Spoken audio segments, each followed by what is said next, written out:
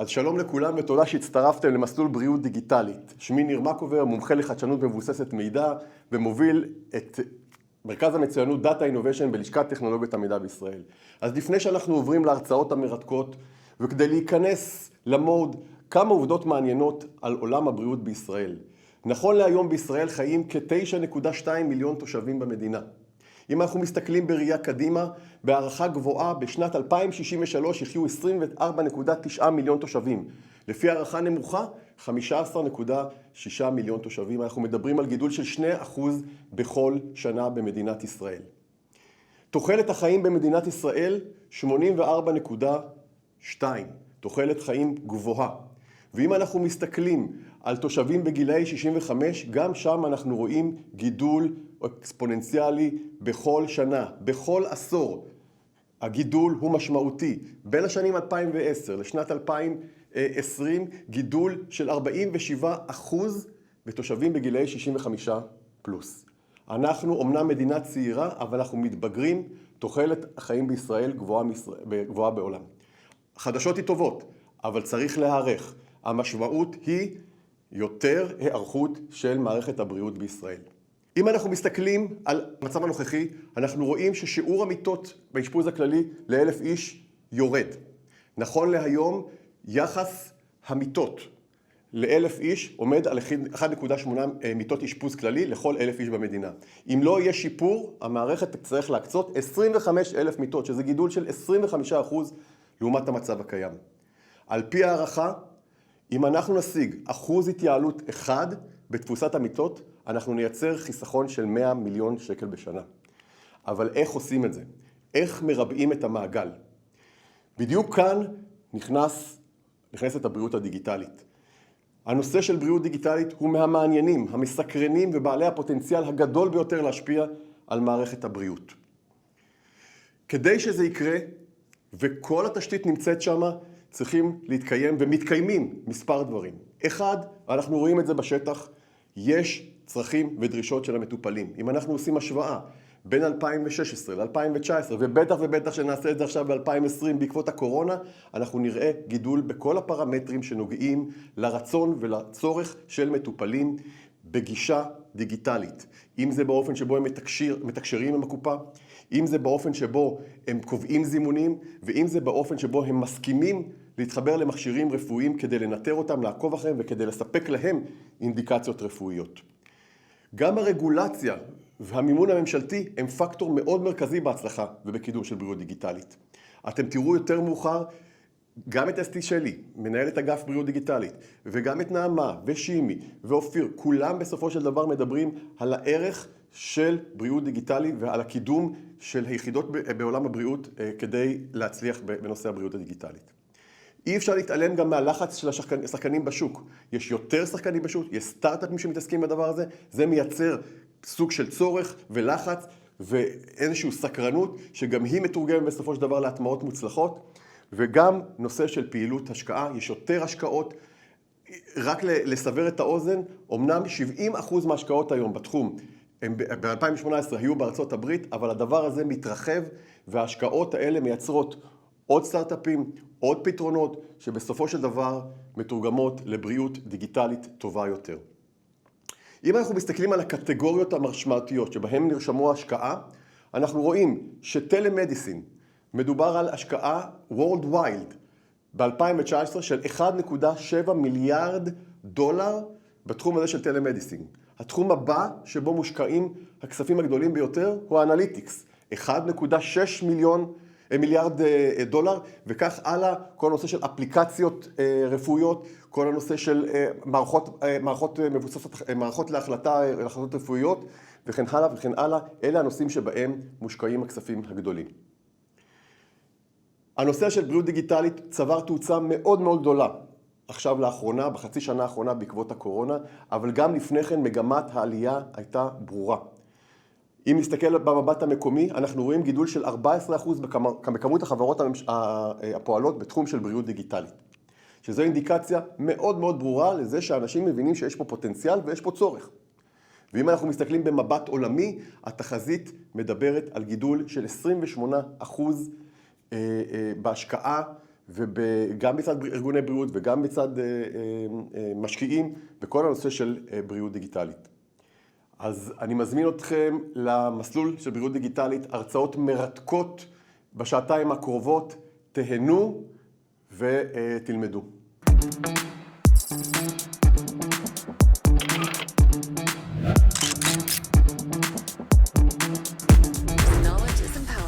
דוקטור דניאל קראפט הוא המייסד של Exceptional Medicine, רפואה יוצאת דופן, תוכנית שבוחנת את ההשפעה של הטכנולוגיה והעתיד של הרפואה. דוקטור קראפט הוא חבר בפקולטה לרפואה באוניברסיטה סינגולריטי, חבר בצוות אקספרייז, צוות של מומחים הטרוגני שעוסק בטיפול בקורונה ובמגפות עתידיות, בתקווה שלא יהיו. הוא מייעץ לחברות סטארט-אפ בתחום הרפואי, ובמעט הזמן שעוד נותר לו, יספר לנו על מגמות בעולם הבריאות הדיגיטלי ועתיד הרפואה מנקודת מבטו וניסיונו. Thank you, Dr. Kraft, for accepting the invitation. Please.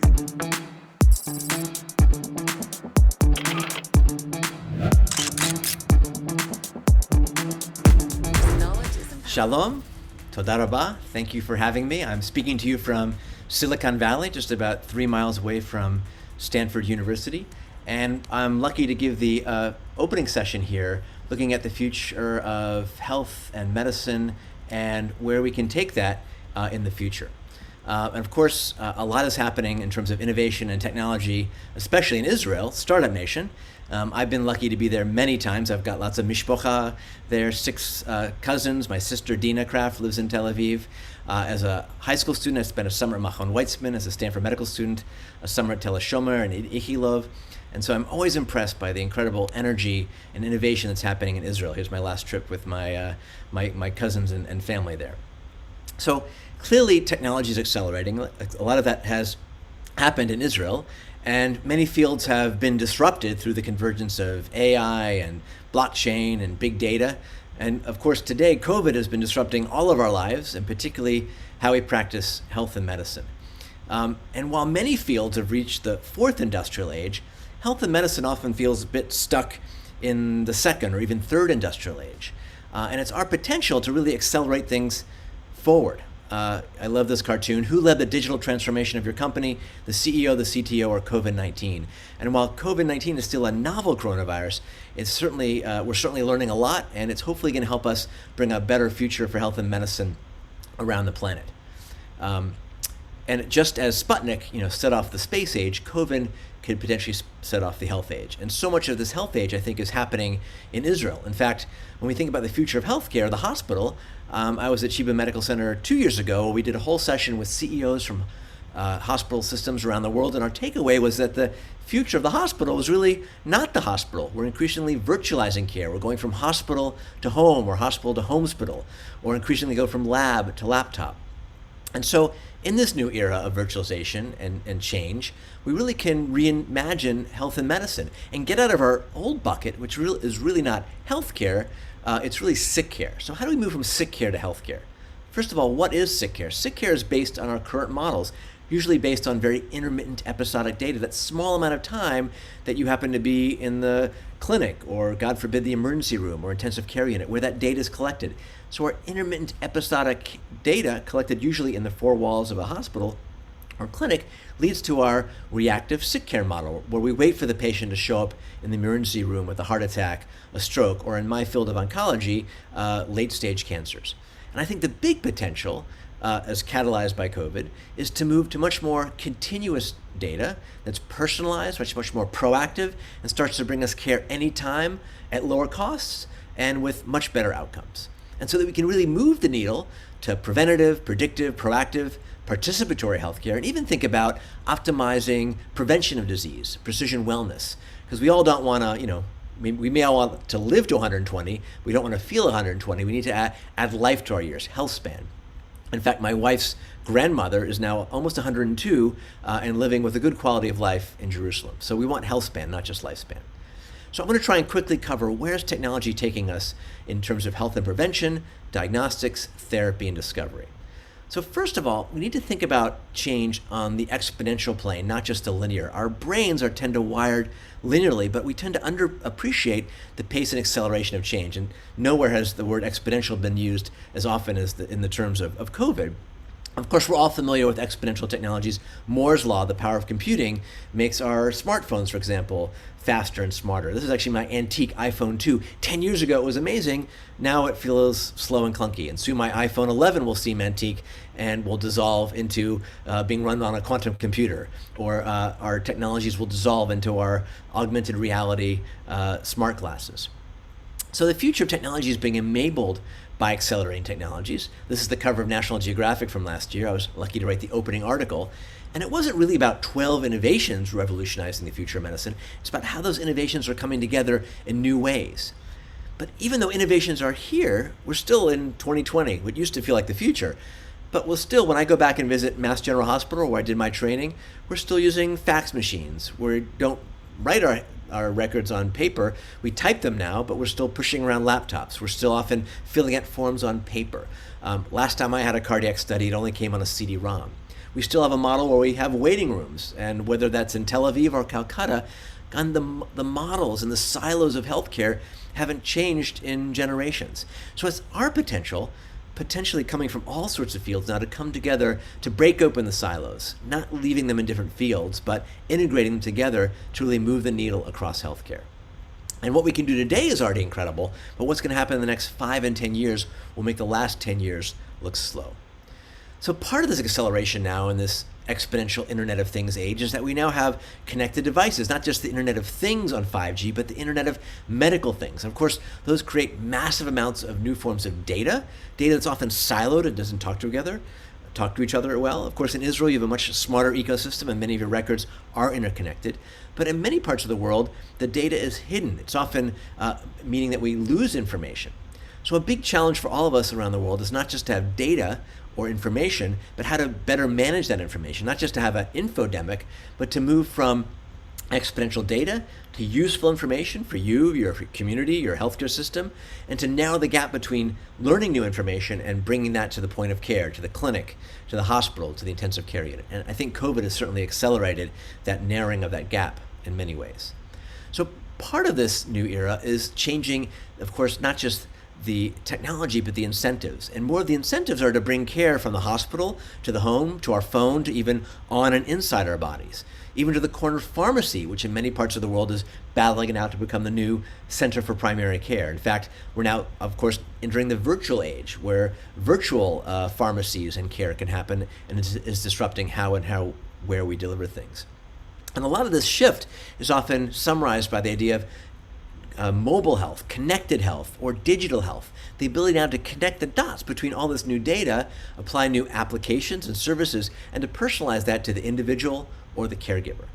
And of course, it's not just about digital, but the interlacing of all these exponential fields, from AI and big data and 3D printing and low-cost genomics to nanotech to blockchain, that are converging, super converging, where things get faster, cheaper, and more available to enable us to create even entire new fields that didn't exist when I was a Stanford medical student 20 years ago, from computational biology to AI meets radiology to digiceuticals to robotic surgery. And that gives us a lens to address the grand challenges we have in healthcare or in the era of the pandemic. I'm actually chairing the X Prize Pandemic Alliance Task Force, and a lot of what we're doing is trying to find the best solutions, connect the dots, and accelerate those into the marketplace.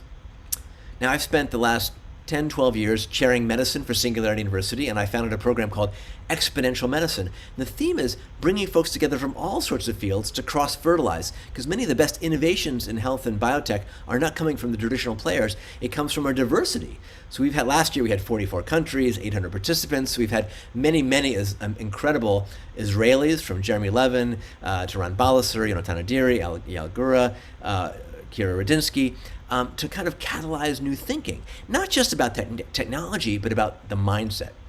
This is a quote shared by the head of innovation from NHS. The difficulty lies not in the new ideas, but in escaping from the old ones. So I would challenge you to think about what old ideas might be holding you back, or your company, or your governmental policy. It takes not just technology, but mindset. It even takes bringing in the regulators. This is the head of digital for the FDA. They came to Exponential Medicine, and from that they reimagined how they're doing software as a medical device. So come check out exponentialmedicine.com. Many great talks are on the website as well. Okay, so on this exponential now, we can fit supercomputers on our wrists. We're now in the era of course, wearables. The first Fitbit only launched 11 years ago, and now these sorts of wearables can measure almost every element of our behavior and our physiology. And we have the opportunity to use that in new ways, not just as a sensor on your wrist, but even a sensor that might be inside a medicine, a pill, to track whether a patient has taken that, to a digital tattoo.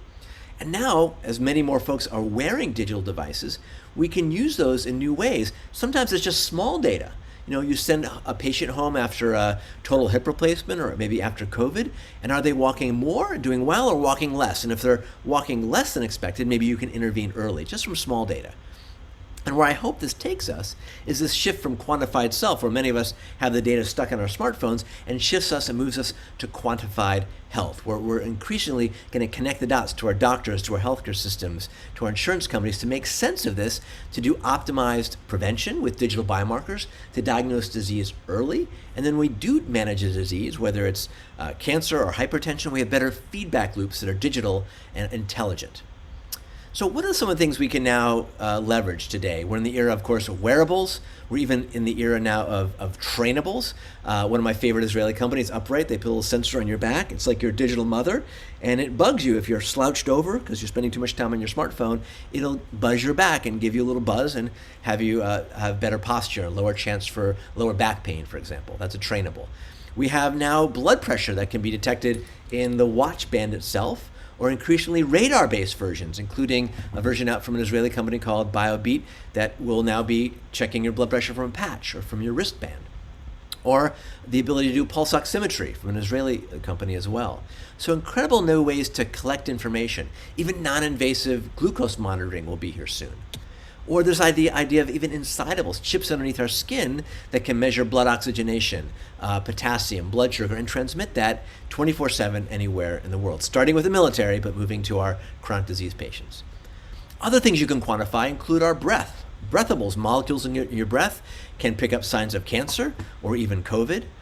Other sensors are getting so small and cheap that I like to call them underwearables. You get a pack of 10 of these, you put them in your underwear, you can put them in the laundry, and just put on your underwear and you're automatically sensing your respiratory status, your heart rate, your steps.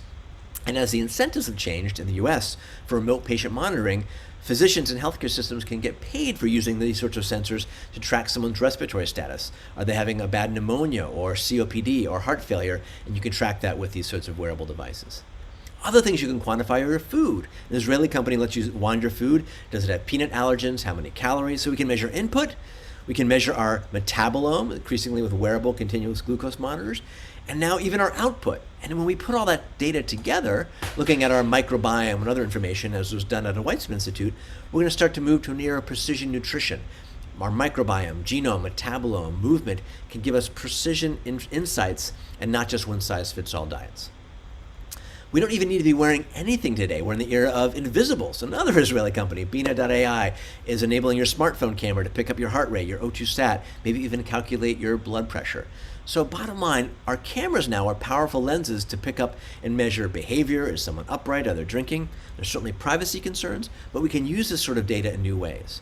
Our voice, like Vocalis has been showing, can be a biomarker for our mental health or pick up signs of neurologic disorders, or maybe even a sign of COVID based on the sound of your cough or your voice. So lots of new biomarkers are arriving, including where Wi-Fi has been modified by MIT engineers to pick up the vital signs of up to 10 people in the same room. So whether we like it or not, we're entering in a time when our behavior, our digitome, can be collected 24/7.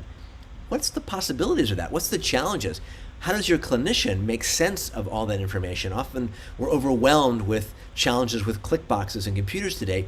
We need to think about smart design thinking, not just technology, but integrating that smartly into the experience of the clinician. And we also need to make sense of all these new digital biomarkers. Verily, Google Health is doing a 10,000 baseline trial of volunteers sharing their digital data, their genomics, their medical records, so we understand some of this new digital exhaust in context. And that can take us to an era of what I like to call predictalytics. What does this information mean? How do we synthesize everything from your financial health, your sexual health, your mental health, your vital signs, so we can use all that information and almost provide, like your modern car does, 400 sensors, your own personal check engine light, integrating this information to give us proactive information to use it ahead of time before we have the accident. We're seeing the ability of our wearable devices to pick up signs like the flu, or Stanford just published early detection of COVID in patients who are asymptomatic based on their digital markers from a smartphone.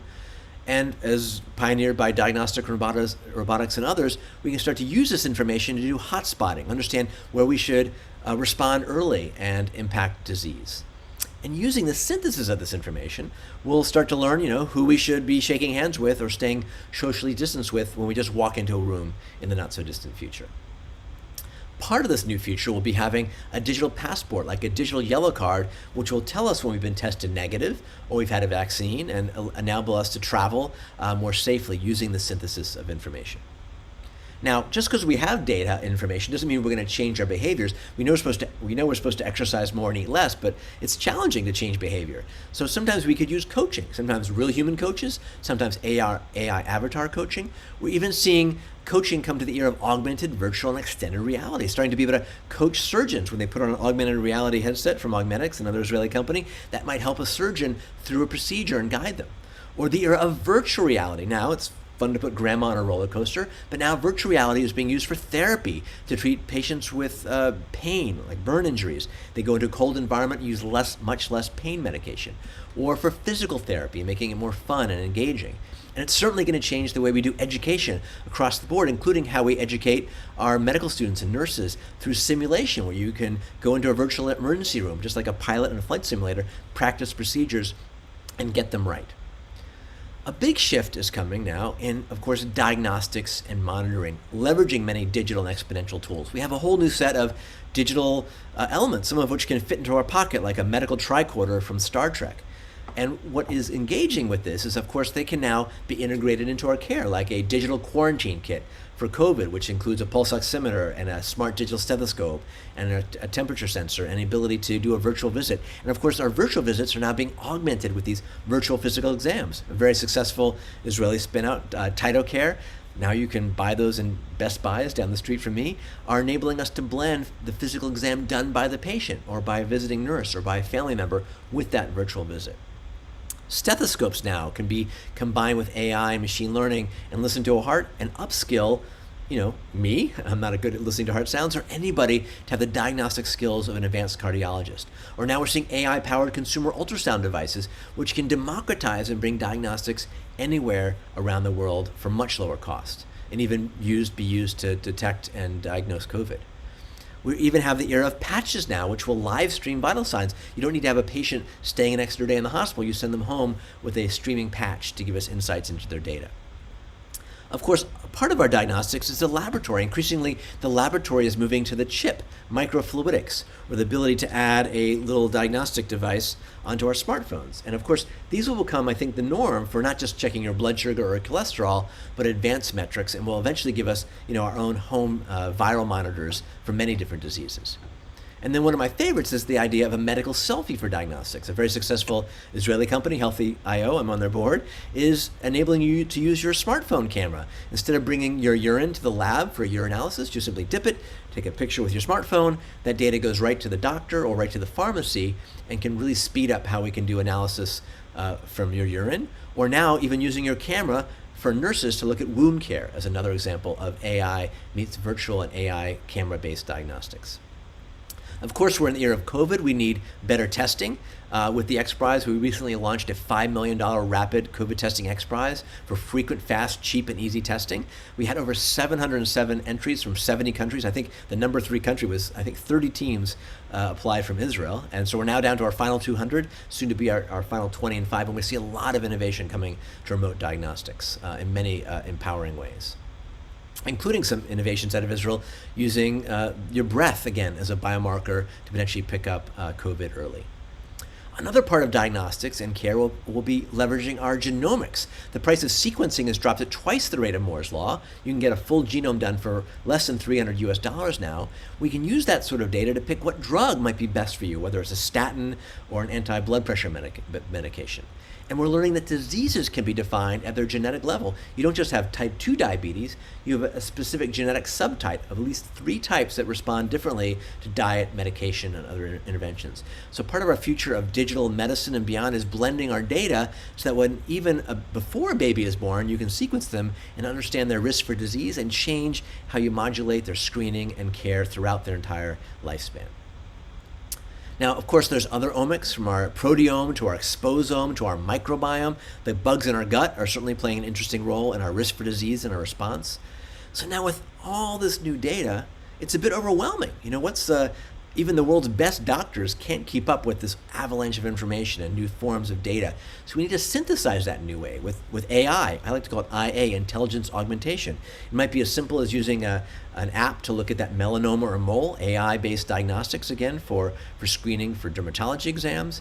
As pioneered by Zebra, new forms of blending AI and radiology, often doing a better job than radiologists do using AI machine learning. We're seeing even AI come to the colonoscopy to make sure that the doctor doesn't miss a lesion doing your colonoscopy screening.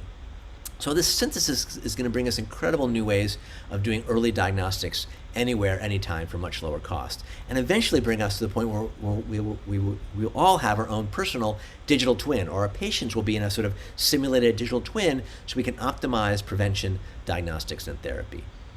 Of course, none of this replaces the important doctor-patient relationship. It won't replace a nurse or a pharmacist or a physical therapist. We need to sort of bridge together what humans do well and what machines do well. So AI is not going to replace your doctor, but the doctor using AI will replace those who don't. And in many settings, the nurse practitioner or the tech or the community health worker can be up-leveled using this technology to do things that physicians used to do, and again, bring us better healthcare everywhere. Okay. Of course, in the era of COVID, we've been accelerating the idea of virtual visits and telemedicine. And increasingly, we will talk to the app before we even talk to a doctor. Platforms like K-Health, another Israeli innovation, right? Smart questions up-level you when you've already answered the 20 questions to the clinician. Digital health for mental health is also going to be increasingly important. Several platforms are emerging to help with everything from depression to anxiety. Therapy is also now blending with the world of 3D printing. You 3D print your braces, 3D print a medical device. What about addressing 3D printing for something like your medications? Many folks take 7 or more pills a day. They use pill bottles. What if we could blend AI machine learning to pick the right combination of drugs, let's say for your hypertension or high cholesterol? And what if we could, instead of taking a pile of pills, 3D print a personal pill? So I've been building a new startup called IntelliMedicine, where we 3D print a personalized medication. It's built for you, based on you, with the combination and doses of the medications that match you and your physiology and your genomics.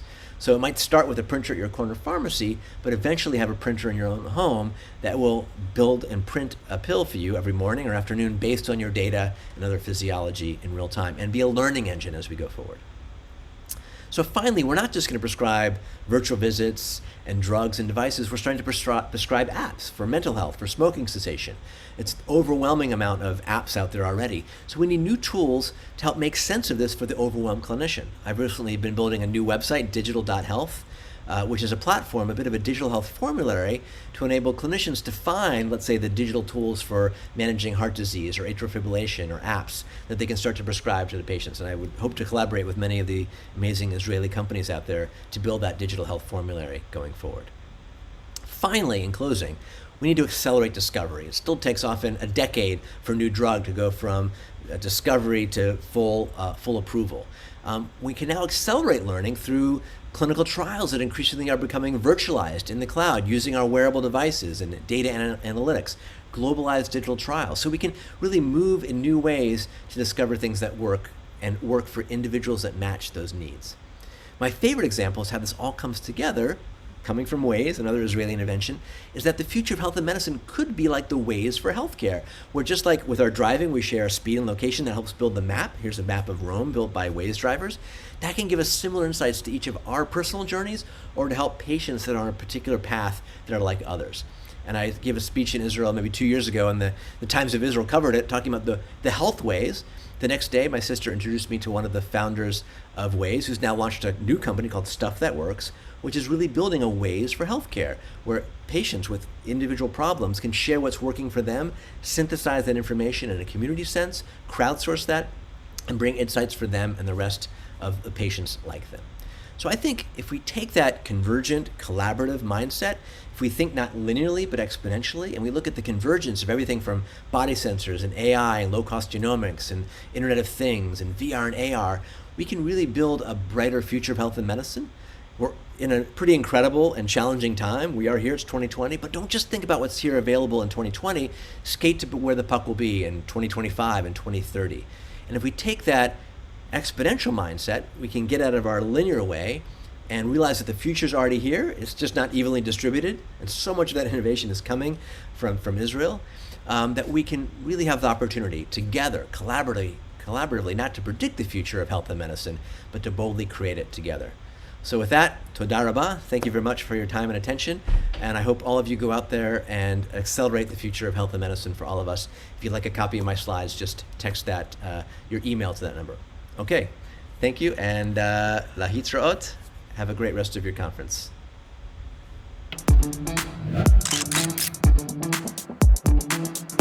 Where knowledge is empowerment.